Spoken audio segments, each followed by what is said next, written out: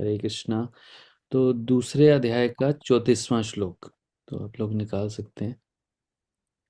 अकीर्तिम चापि चापि भूतानि अकीर्ति चापि भूतानि भूतानि तथा यशन्ति ते अव्ययम् कथि यखते पश्यन्ति अव्ययम् संभवावितस्य च कीर्तिर् संभावति तस्य कीर्ति मारन्नाद् अतिर् अतिरिच्यते। मरणादतिरिच्यते अकीर्तिं चापि भूतानि अकीर्तिं चापि भूतानि तथा यस्यन्ति ते अव्ययम् तथा चेयन्ति ते अव्ययम् भावितस्य च अकीर्तिः संभावितस्य कीर्ति कारणाद् अतिरिच्यते।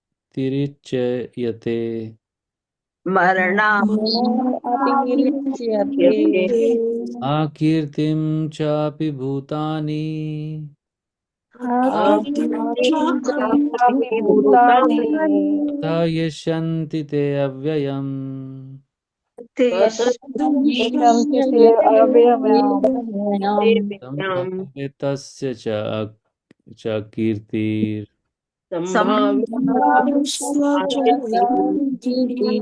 कारणाद् अतिरिच्यते।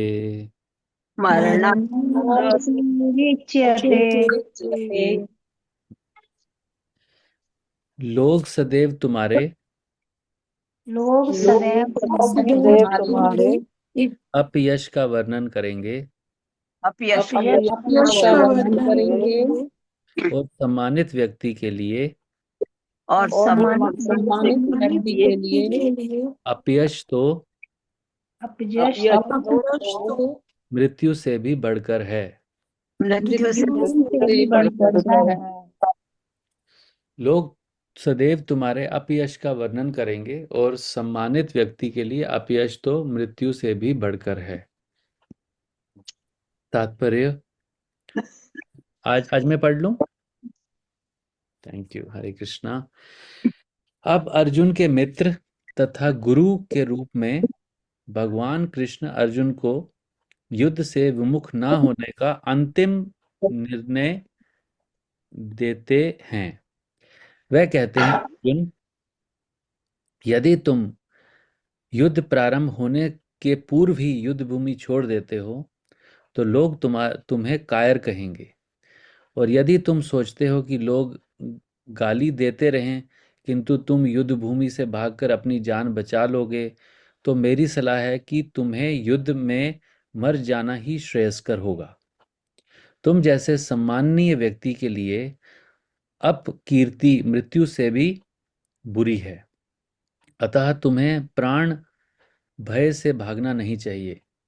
युद्ध में मर जाना ही श्रेयस्कर होगा। इससे तुम मेरी मित्रता का दुरुपयोग करने तथा समाज में अपनी प्रतिष्ठा खोने के अपयश से बच जाओगे।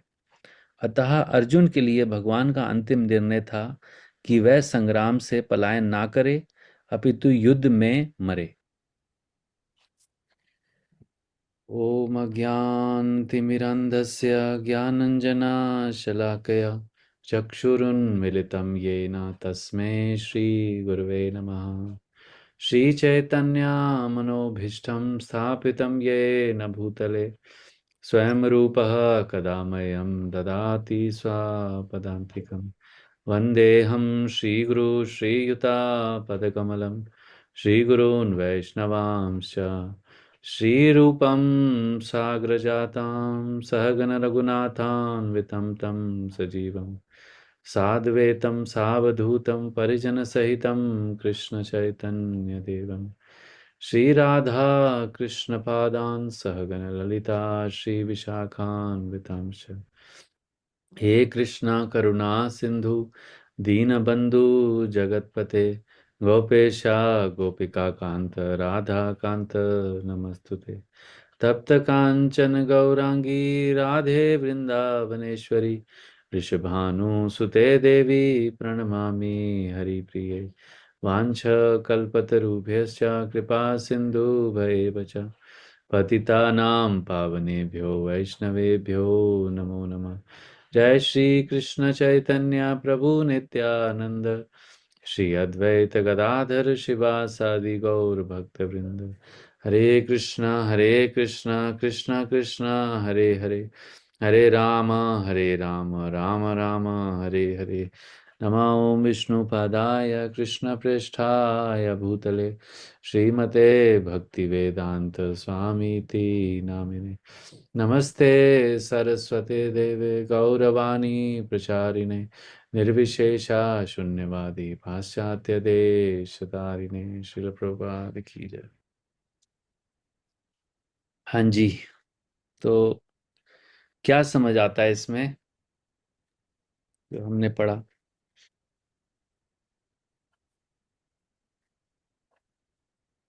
भगवान अगर कोई अपने स्वधर्म से हटता है तो उसका हमेशा अपयश ही होगा।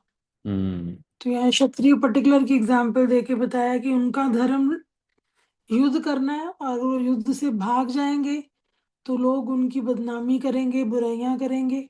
तो एक योद्धा के लिए, एक क्षत्रिय के लिए बुराई सहने से अच्छा है मर जाना। तो फिर दूसरी ऑप्शन भगवान देते हैं कि तुम युद्ध में मर ही जाओ। हम्म इससे अच्छा तो तुम युद्ध में मर ही जाओ। तो मर जाओगे तो भी ठीक रहेगा, तो कम से कम तुमने युद्ध तो लड़ा। तो एंड में फिर भगवान डिक्लेयर करते हैं, अपना आखिरी फैसला सुनाते हैं अर्जुन को कि बहुत हो गई, तुम्हें बहुत समझा लिया मैंने, अब तुम्हें युद्ध करना ही पड़ेगा। हम्म तो यहाँ कंक्लूड करें जो पहला वाला पार्ट है, जैसा जो आत्मा और शरीर का भेद, जो सांख्य फिलॉसफी है, उसको आप धीरे धीरे उसका जो निष्कर्ष निकाल के अर्जुन को बता रहे हैं। जो मैंने तुम्हें इतना सारा ज्ञान बांट दिया, इतने देर से मैं तुम्हें बता रहा हूँ, तो तुम्हें ये करना चाहिए। तो ऐसा कहाँ पे वर्णन आता है श्रीमद् भागवतम में, अगर आपने कुछ किसी को रेफरेंस हो कि जहाँ पर ऐसा हुआ है और एक व्यक्ति का। कि वो अर्जुन, शायद वो युधिष्ठिर की, मेरे को कथा याद नहीं आ रही, मैं कल से रिकॉल करने की कोशिश कर रही हूँ कि हाँ। युधिष्ठिर महाराज ने शायद कुछ ऐसा किया था। तो भगवान की, मैं पता नहीं, मृत्यु दंड ऐसी कोई स्टोरी थी। तो भगवान कृष्ण ने बोला था कि तुम अपने बड़े भाई को मृत्यु दंड तो नहीं शायद दे सकते, तुम उसका अपयश करो, हम्म उनको मतलब उनकी निंदा करो, क्योंकि क्षत्रिय के लिए निंदा सहना मरने से भी बढ़कर है। वो स्टोरी मैं रिकॉल नहीं कर पा रही हूँ, आप बताइए क्या थी। हाँ, मैं कोशिश करता हूँ। तो जब भागवतम के पहले स्कंद में ये एक एक कथा आती है, जब जो अश्वत्थामा है वो, उन्होंने अर्जुन के जो जो पांडवों के बच्चे हैं पांचों, द्रौपदी माता के बच्चों, उनको मार मार देते हैं जब वो रात को सोए सोए। तो वहां पर जो द्रौपदी माता हैं वो अर्जुन को बोलती हैं कि तुम उसका सर मेरे सामने काट के ले आओ, अश्वत्थामा का, उसका उसको मृत्यु दंड दे के उसको साथ में ले आओ। और भीम भी बहुत ही ऐसे रोष में होते हैं। वो बहुत रोचक स्टोरी है, उसको पढ़ने में ना, मतलब बहुत ही उसमें जब हम धर्म संकट में पड़ जाते हैं तो ऐसी स्टोरीज बहुत हेल्प करती हैं हमें निकलने में। तो जितने भी सारे जो जैसे भीम है, अर्जुन है, काफ़ी मतलब रजोगुण में रहते हैं ना, काफ़ी बहुत जैसे योद्धा टाइप का उनका फीलिंग है। तो उसके बाद युधिष्ठिर जो हैं वो बहुत ज़्यादा सत्वगुण में हैं, क्योंकि वो राजा हैं। तो वो बोलते हैं नहीं, हमें इनको नहीं मारना चाहिए। तो वहाँ पर भगवान कृष्ण के सामने ये सब कुछ चल रहा होता है। भगवान कृष्ण देख रहे होते हैं कि ये एक भाई ऐसा बोल रहा है, दूसरा भाई ऐसा बोल रहा है, द्रौपदी ऐसा बोल रही है, उसको मार के लेके आओ, और फिर युधिष्ठिर ऐसा बोल रहे हैं। और उसी समय जो द्रौपदी माता हैं उनका भी, बिकॉज एज ए मदर हैं वो, तो मदर का हार्ट भी एकदम हो जाता है थोड़ा सा वीक वीक हो जाता है। नहीं, जैसे जैसे मैंने अपने बच्चों को खोया है, ऐसे ऐसे अश्वत्थामा की जो माँ है वो मेरी, वो क्योंकि अश्वत्थामा के जो पिता हैं वो हम लोगों के गुरु हैं। तो अगर एक गुरु माता को मैं कैसे कष्ट दे दे सकती हूँ, क्योंकि उनका पुत्र को अगर हम मार देंगे तो वो भी वैसी पीड़ा सहेगी जैसी मैं अभी सह रही हूँ। तो ये सब वहाँ पर बहुत, ये पर्टिकुलर स्टोरी जो चल रही होती है, ये एक्चुअली में हुआ है यहीं पे अपने दिल्ली के आसपास ही हस्तिनापुर में। तो उस समय भगवान कृष्ण जो हैं, वो जो अर्जुन हैं, वो भगवान कृष्ण के पास आते हैं कि देखो, एक साइड जो है द्रौपदी बोल रही हैं कि उसका धड़ मेरे सामने ले आओ, उसको मार के लाओ। यहाँ भीम बोल रहे हैं कि मार के लाओ, मुझे भी ऐसा लगता है कि उसका वध करना चाहिए। और युधिष्ठिर महाराज बोल रहे हैं नहीं, हमें हमें अपने गुरु के पुत्र को कैसे मारना चाहिए। तो वहाँ पे जो बहुत अच्छे से भगवान बोलते हैं कि तुम तो बहुत ज़्यादा पढ़े लिखे हो, तुम्हें तो सारा शास्त्रों का ज्ञान है, तो तुम्हें पता होना चाहिए कि क्या क्या करना चाहिए ऐसी सिचुएशन में। तो वहाँ पे अर्जुन जो हैं, वो क्योंकि अर्जुन भगवान के भक्त हैं, तो वो भगवान के मनोभाव को समझ जाते हैं।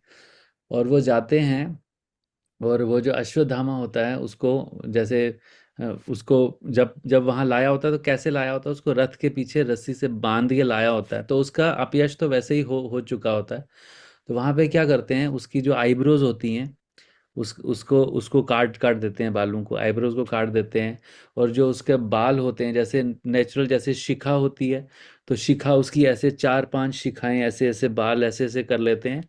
और मतलब उसको, एक क्षत्रिय के लिए अगर उसको युद्ध में मारा ना जाए, और वो हार रहा है और उसको मारा ना जाए, मतलब अगर जैसे दो पार्टी के बीच में युद्ध हो रहा है, और एक पार्टी अगर हार रही है, एक व्यक्ति अगर हार रहा है, और जो दूसरा क्षत्रिय है जो उसको मार सकता है, अगर उसको ना मारे, तो वो सामने वाले व्यक्ति के लिए मृत्यु से भी बढ़कर है, बहुत ही डिसरिस्पेक्ट है कि उसने मुझे मारा नहीं, जिंदा छोड़ दिया।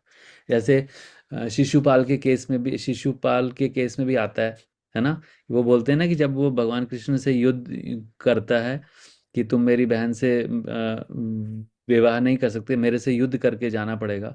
तो भगवान कृष्ण उसको, उससे उससे जीत तो जाते हैं, लेकिन उसको मारते नहीं है। तो ऐसे ही यहाँ पे होता है कि उन्होंने उनको, वो उसको मार सकते थे, 5 पांडव थे, वो उसको मार सकते थे, लेकिन उसको मारते नहीं है, क्योंकि वो चाहते नहीं थे कि एक उनके गुरु की जो माँ, गुरु माँ है, उसको उसको कष्ट हो। तो वो क्या करते हैं, उसका जो रिस्पेक्ट है सोसाइटी में, उसका जो एक सम्मान है, उसको खत्म कर देते हैं। तो एक क्षत्रिय के लिए, एक जैसे लिखे रहे, सम्मानित व्यक्ति के लिए अपयश, अपकीर्ति मृत्यु से भी बुरी है। तो इसीलिए यहाँ पर अर्जुन को भगवान कृष्ण इसलिए बता रहे हैं कि अगर तुम युद्ध नहीं करोगे, और तुम क्षत्रिय कुल में, और पहले आपने देखा होगा, पहले 3 श्लोक में कैसे बता रहे हैं कि तुम जो है, तुम पीछे से बताया कि तुम कुंती महारानी के साइड से हो, वो भी एक बहुत ही बड़े क्षत्रिय परिवार की हैं। फिर पांडु के साइड का बताते हैं कि दोनों साइड से तुम बहुत ही एफ्लुएंट जो है, एक जो क्षत्रिय फैमिली से हो। और अगर तुम्हारे पास ये जो लेगेसी है क्षत्रियता की, जो क्षत्रिय गुण तुम में है, तो अब तुम बिकॉज ऑफ तुम्हारे हृदय की दुर्बलता के कारण अगर तुम युद्ध नहीं करोगे, तो एक तो तुम्हारा अपयश तो होगा ही होगा, तुम्हारे पूरे जो वंशज है ना, तुम्हारे पूरे वंश का अपयश होगा। और खाली एक वंश का नहीं, माता के साइड के वंश का, पिता के साइड वंश, दोनों का अपयश होगा।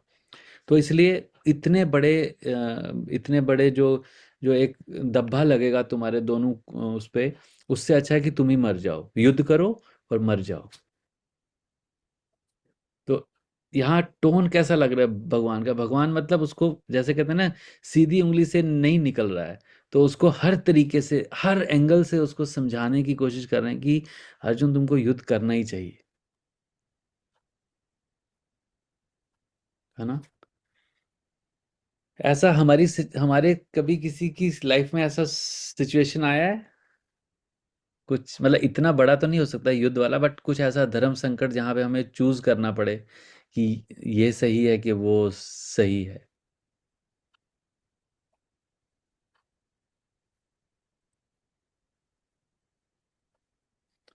हम अर्जुन का सिचुएशन, हाँ जी, हम अर्जुन का सिचुएशन देख देख सकते हैं ना, कि उसके सामने अगर हम थोड़ा पीछे जाते हैं, उसके सामने पूरा उसका परिवार खड़ा है। पूरा मतलब जो उसके दादा जिसके साथ उनने बचपन में खेला है, उसके ताया जी, उसके मतलब जो भी बच्चे बच्चे सब बचपन में खेलते थे, जो नाती पोते सब खड़े हैं सामने। अब वहाँ यहाँ अर्जुन बोल रहे हैं कि तुम तो क्षत्रिय हो, तुम्हें तो वध करना ही पड़ेगा, लड़ाई करना पड़ेगा। कैसी सिचुएशन में अर्जुन है। और बोल रहे हैं कि अगर तुम नहीं करोगे तो तुम्हें अपयश की प्राप्ति होगी, तुम्हें इससे अच्छा तो तुम मर ही जाओ। कैसी सिचुएशन, कितनी बड़ी डेंजरस सी सिचुएशन में अर्जुन अर्जुन है इस वक्त, इस समय।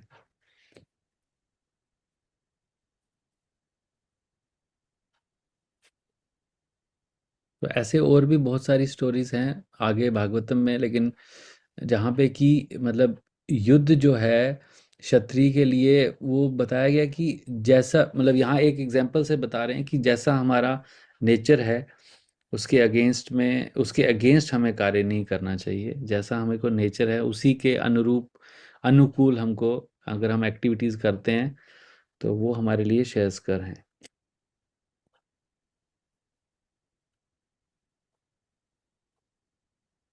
तो यहाँ एक और मैंने देखा था, एक लाइन था इसमें, तुम मेरी मित्रता का दुरुपयोग करने। ये लाइन जो प्रभुपाद जी ने लिखी है, ये थोड़ी सी डिफरेंट है यहाँ। इससे इससे क्या समझ आता है?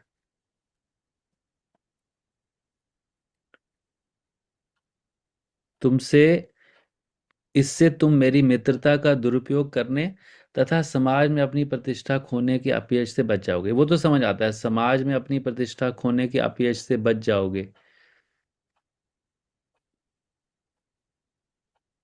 लेकिन मेरी मित्रता का दुरुपयोग करने मतलब? बात की बात नहीं मान रहे ना हाँ। अर्जुन, उनकी बात नहीं मान रहे हैं, तो इसलिए उनकी मित्रता का दुरुपयोग हुआ हाँ। कि तुम युद्ध करो, और वो नहीं कर पा रहे हैं, तो ये यहीं पे मित्रता का दुरुपयोग हुआ। तो अभी अर्जुन के लिए कृष्णा मित्र हैं या गुरु हैं? गुरु है। हाँ। गुरु। तो अभी गुरु हैं। तो अब वो बोल रहे हैं कि एक तो तुम्हें गुरु अवज्ञा लगेगी क्योंकि तुमने मुझे अपना गुरु माना है, पहले तो तुम्हारा मित्र था। तो वो व्यंग दे रहे हैं, व्यंग दे रहे हैं। हाँ जी। तो बोल रहे हैं कि इससे तुम मेरी मित्रता का दुरुपयोग, क्योंकि पहले तो मैं तो तुम्हारा मित्र था, अब तुमने मुझे अपना गुरु माना। अब जो मैं तुम्हें इंस्ट्रक्शन दे रहा हूँ वो तुम फॉलो नहीं कर रहे हो। तो चलो मान लो मित्रता तो चलो छोड़ ही दो, लेकिन तुमने तो मुझे अपना गुरु मान लिया है, उसके बाद भी तुम मेरी बात नहीं मान रहे हो। तो उसमें समाज में अपनी प्रतिष्ठा खोने के अपयश से बच जाओगे। ऐसा तो ऐसा तो पॉसिबल नहीं है। तो दोनों साइड से मतलब हर तरीके से अर्जुन को भगवान जो हैं वो इंस्ट्रक्शन दे रहे हैं कि आप तुम जिस भी दृष्टि से देखोगे तुम्हारे लिए युद्ध करना ही सही है। तो काफी लोग ये जो सेक्शंस हैं, इस आगे भी जब इसी सेक्शन को भगवान और एक्सप्लेन करेंगे ना, इसी में बोलते हैं कि भगवान कृष्ण जो हैं वो तो युद्ध के लिए उन्होंने बहुत ज़्यादा अर्जुन को पुश किया कि तुम युद्ध करो, युद्ध करो, युद्ध करो। तो जो खासकर जो नॉन वायलेंस को प्रमोट करते हैं लोग, वो इसको बहुत क्रिटिकल पॉइंट ऑफ व्यू से बताते हैं, बहुत ही उसके बारे में बहुत निंदा करते हैं, ऐसे ये वाला जो अभी प्रसंग चल रहा है। लेकिन यहाँ पर प्रभुपाद जी ने हमको स्वधर्म का कॉन्सेप्ट पहले स्टार्ट में बताया ताकि हमें पता चले कि क्यों ऐसा बोल रहे हैं। तो हमारी नेचर के अकॉर्डिंग जो है।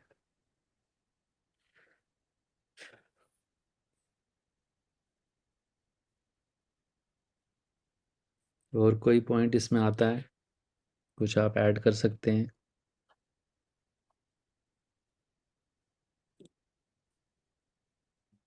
तो हमारा जो स्वधर्म है वो शरीर के लेवल पे तो हम बोल सकते हैं कि हाँ, बेटे का, पति का, पत्नी का, बेटी का, ये सब धर्म है। लेकिन हमने जो एक बार पहले डिस्कस किया हुआ है कि हमारा एक कॉन्स्टिट्यूशनल ड्यूटी होता है, एक एक फंक्शनल ड्यूटी होता है। तो हमारा जो असली स्वधर्म है, हमें उसको भी, जब हमें उसको करने की बारी आती है तो हमें उसके लिए भी, अगर हम नहीं करते हैं तो भी हमें अपयश की प्राप्ति होती है। जैसे हम भगवान के अंश हैं और हमें भगवान की सेवा करनी है, वो हमारा स्वधर्म है। तो हम अगर वो नहीं करते हैं तो उससे भी हमें अपयश की प्राप्ति होती है। तो हमें अपनी फंक्शनल ड्यूटी तो करनी करनी है, पर साथ में कॉन्स्टिट्यूशनल ड्यूटी जो है उसको भी उतना ही प्रेफरेंस देना है, क्योंकि दोनों चीज़ें साथ साथ में इस वर्ल्ड में जब तक हैं यहाँ, तब तक तो फंक्शनल ड्यूटी जो है, हमारे अलग अलग धर्म जो हैं, बेटे का, बेटी का, पति का, पत्नी का, बेटी का, जो भी है वो सब यहाँ पर तो वो है, उसका ज़रूरत है। लेकिन उसके साथ साथ में जो हमारा भगवान के प्रति जो हमारा स्वधर्म है, उनकी सेवा करना, वो भी पैरेलल चलना चाहिए, ताकि जब हमारी ये वाली ड्यूटीज़ ख़त्म हो और हमारी वो जो ड्यूटीज़ हैं, जो जो असली हमारा स्वधर्म है, वो हमारा इस बॉडी से नेक्स्ट बॉडी, हर बॉडी में वो कंटिन्यूसली चलता रहना चाहिए। हम ये नहीं बोल सकते कि हम नहीं नहीं, अब हमने भगवत गीता में पढ़ा है कि हमारा जो धर्म है क्षत्रिय का है, तो हम बस लड़ाई करेंगे, पूजा पाठ हमारे भक्ति जो है वो भक्ति योगा, भगवान के बारे में जानना, ये सब हमारे अभी अभी हम क्योंकि उस लेवल पे नहीं है, तो वो हमें हमेशा साथ में रखना है। इसलिए प्रभुपाद जी ने जो जिस तरीके से इस्कॉन में पूरा प्रोग्राम शेड्यूल सेट किया है, अगर आप देखोगे कि सुबह जो है, सुबह मंगल आरती से लेकर सुबह 10 बजे तक जो है वो कॉन्स्टिट्यूशनल डिवोट जो हमारा ड्यूटी है, उस पर पूरा फोकस होता है। भगवान के आरती करना, जप करना, भागवत का श्रवण करना, वो सबके लिए मैंडेटरी है और सबके लिए एक ही टाइप का प्रोग्राम है। लेकिन जैसे ही 10 बजने के बाद का टाइम आता है, 10 से लेकर शाम तक का, तो उसमें जैसे कोई व्यक्ति बोलने में अच्छा है, कोई व्यक्ति प्रचार करने में अच्छा है, तो वो प्रीचिंग के लिए चला जाता है। कोई व्यक्ति प्रसाद बनाने में उसकी रुचि है, तो वो किचन में सेवा करने चला जाता है। किसी व्यक्ति का ड्रेसिंग सेंस क्रिएटिव है, आर्टिस्ट है, तो वो भगवान के ड्रेस बनाता है, भगवान का श्रृंगार करता है। ऐसे ही कोई व्यक्ति जो है, किसी को दूसरों को कन्विंस करने का अच्छा गुण है उसमें, तो उसको बुक डिस्ट्रीब्यूशन में, ऐसे अलग अलग सर्विसेज हैं जो अलग अलग नेचर के अकॉर्डिंगली सब डिवोटीज को मिलती हैं। तो पूरा पूरे अगर हम इस्कॉन पूरा सुबह से लेकर शाम तक का जो दिनचर्या है, चाहे वो आश्रम के लोग हों, चाहे वो कांग्रीगेशन वाले हों, तो वो पूरा, इवन जो वर्किंग क्लास भी है, जो हम फैमिली वाले लोग हैं, कांग्रीगेशन डिवोटीज जो हैं, वो भी क्या करते हैं, सुबह अपना 10 बजे तक, 9, 9:30, 10 बजे तक अपना कॉन्स्टिट्यूशन ड्यूटी करते हैं। फिर अपना जैसे ऑफिस गए और अभी अपना घर का काम किया, वो हमारी फंक्शनल ड्यूटी है। और फिर रात शाम को फिर हम अपनी कॉन्स्टिट्यूशनल ड्यूटी दोबारा करते हैं। तो ये हमें बैलेंस इसको हमेशा बना के रखना है, क्योंकि अगर हम एक भी ड्यूटी मिस करेंगे, तो हमारे हमारे वो हमारे लिए अपयश बन जाएगी। और हमें हमें पता है कि एट द एंड हमें फिलोसफिकली हम लोग क्लियर हैं कि हमारी असली ड्यूटी क्या है। बट अभी हम जिस कंडीशन में हैं, तो हमारी फंक्शनल ड्यूटीज भी उतनी ही इंपॉर्टेंट है जितनी कॉन्स्टिट्यूशनल ड्यूटीज है। तो ये चीज़ मेरे को यहाँ से ये चीज़ समझ आता है कि इससे हम क्या निष्कर्ष निकाल के जा सकते हैं। क्या? ठीक है। और किसी का कोई पॉइंट? ठीक है, तो यहीं स्टॉप कर लेते हैं। हरे कृष्णा। श्रील प्रभुपाद की जय। गौर